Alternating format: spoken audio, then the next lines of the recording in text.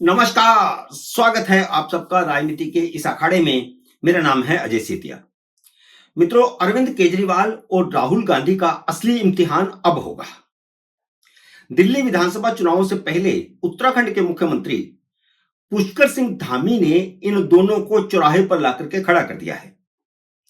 आजकल दोनों ही डॉक्टर अंबेडकर और संविधान को सिर पर उठा करके घूमते रहते हैं। धामी ने उसी संविधान के अनुच्छेद 44 में किए गए वायदे को अपने राज्य में पूरा कर दिया है। धामी की कैबिनेट ने कॉमन सिविल कोड की नियमावली को मंजूरी दे दी है और उम्मीद यह की जा रही है कि भाजपा सरकार की रणनीति गणतंत्र दिवस पर इसे उत्तराखंड में हूबहू लागू करने की है। यानी उत्तराखंड में गणतंत्र दिवस से कॉमन सिविल कोड लागू हो जाएगा। यानी हिंदू हो या मुसलमान, सिख हो या ईसाई, सब पर एक ही सिविल कोड लागू होगा। कोई 4 शादियां नहीं कर सकता, कोई अपनी 18 साल से छोटी बच्ची का निकाह नहीं कर सकता, कोई घर बैठे तलाक नहीं दे सकता। निकाह का रजिस्ट्रेशन भी करवाना पड़ेगा और तलाक भी कोर्ट से ही होगा। उत्तराधिकार के नियम भी सब पर एक जैसे लागू होंगे। धामी ने उत्तराखंड को सही अर्थों में सेकुलर स्टेट बना दिया है। मोदी का 2029 के चुनाव से पहले का एजेंडा तय हो गया है। संविधान और सेकुलरिज्म की दुहाई देने वाले राहुल गांधी और केजरीवाल को अब स्पष्ट स्टैंड लेना होगा कि वे सेकुलर देश के पक्ष में हैं या सांप्रदायिक कानूनों वाले देश के पक्ष में हैं। क्योंकि अब तक तो सांप्रदायिक कानून ही चल रहे थे, कहने को ही देश सेकुलर था। राहुल गांधी का स्टैंड तो साफ है कि उन्हें मुस्लिम वोट चाहिए। अंबेडकर के संविधान की आत्मा और सेकुलरिज्म गया भाड़ में। ये दोनों सिर्फ दिखावा है। आपात स्थिति में संविधान में सेकुलरिज्म जोड़ने वाली कांग्रेस तब सेकुलरिज्म का विरोध करती है जब सिविल कोड की बात आती है। जब Bharatiya Janata party common civil code की बात करती है तो इनको सेकुलरिज्म भूल जाता है। देश में सेकुलरिज्म तो तभी होगा ना जब सबके लिए एक जैसा कानून होगा, धर्म के आधार पर कानून नहीं होंगे।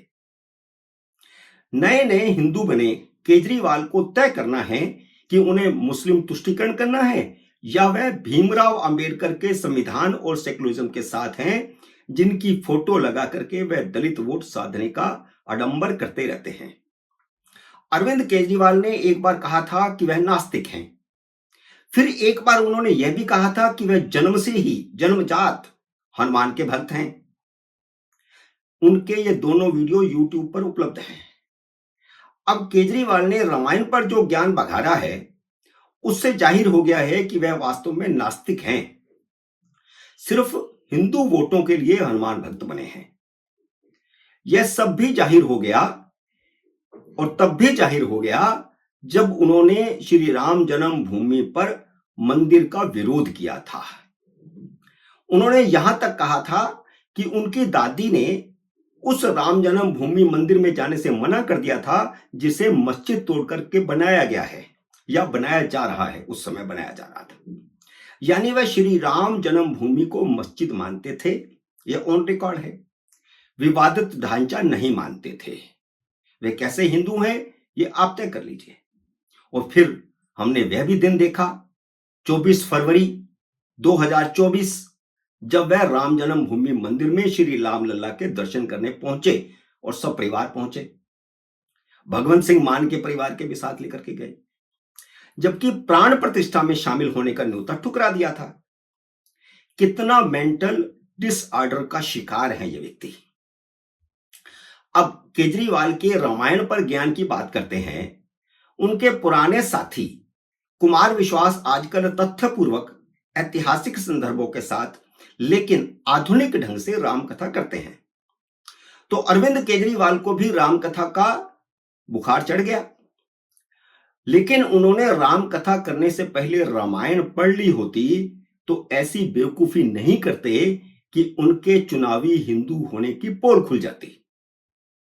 मैं हूबहू वही बता रहा हूं जो स्वयं भू महापंडित केजरीवाल ने झुग्गी वासियों को बुलाकर उन्हें राम कथा सुनाई है। उन्होंने कहा, ये उनकी राम कथा है, एक दिन भगवान राम खाने का इंतजाम करने जंगल में गए। माता सीता को अपनी झोपड़ी में छोड़ गए और लक्ष्मण से बोले कि तुम माता सीता की रक्षा करना। इतने में रावण सोने का हिरण बनकर आया। सीता मैया लक्ष्मण से बोली कि मुझे यह हिरण चाहिए। लक्ष्मण बोले, ना मैया, भ्राता कह करके गए हैं कि मुझे आपकी रक्षा करनी है। फिर सीता माता ने कहा कि मैं आपको आदेश देती हूं कि जाओ और हिरण को पकड़कर लाओ। इसके बाद लक्ष्मण चले गए। इसी दौरान रावण ने अपना भेष बदलकर सीता मैया का हरण कर लिया। यह उनकी कथा है, अरविंद केजरीवाल की, जो उन्होंने सुनाई है। क्या आपने भी रामायण में यही कथा सुनी थी? क्या रावण सोने का हिरण बनकर आया था, या रावण ने राक्षस मारीच को हिरण बना करके भेजा था? केजरीवाल ने साबित कर दिया है कि वह हनुमान भक्त नहीं है, नास्तिक हैं।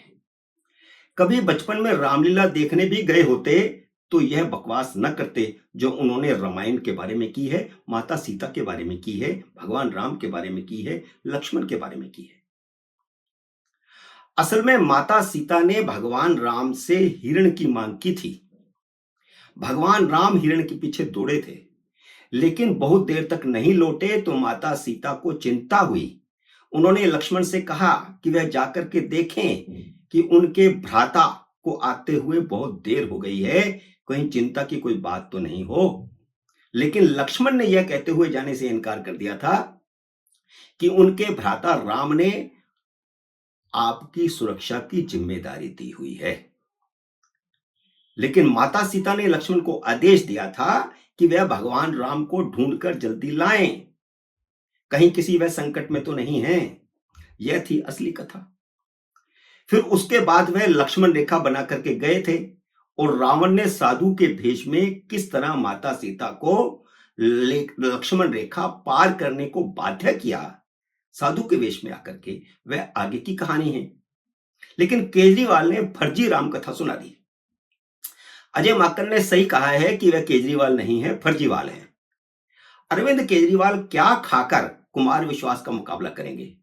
कहां कुमार विश्वास और कहां ये गंगू तेली? माता सीता के बारे में फर्जी कहानी सुनाने के बाद जब भाजपा ने सवाल उठाए तो माफी मांगने की बजाय केजरीवाल कह रहे हैं कि भाजपा वाले राम भक्त नहीं हैं, रावण भक्त हैं। जबकि खुद केजरीवाल नास्तिक हैं, जो हनुमान को भी धोखा देने हर हफ्ते हनुमान मंदिर जाने का नाटक करते हैं। पोल उनकी खुल गई है, जरा सी जुबान खोलते हैं तो पता चल जाता है कि कितने फर्जीवाल हैं। मित्रों, उम्मीद है मेरा ये वीडियो आपको पसंद आया होगा। इसे लाइक और शेयर कीजिए। अगर आपने मेरे YouTube चैनल को अब तक सब्सक्राइब नहीं किया तो कृपया सब्सक्राइब करके अपना आशीर्वाद दीजिए। जल्दी मिलते हैं अगले वीडियो में किसी अन्य विषय के साथ। तब तक नमस्कार।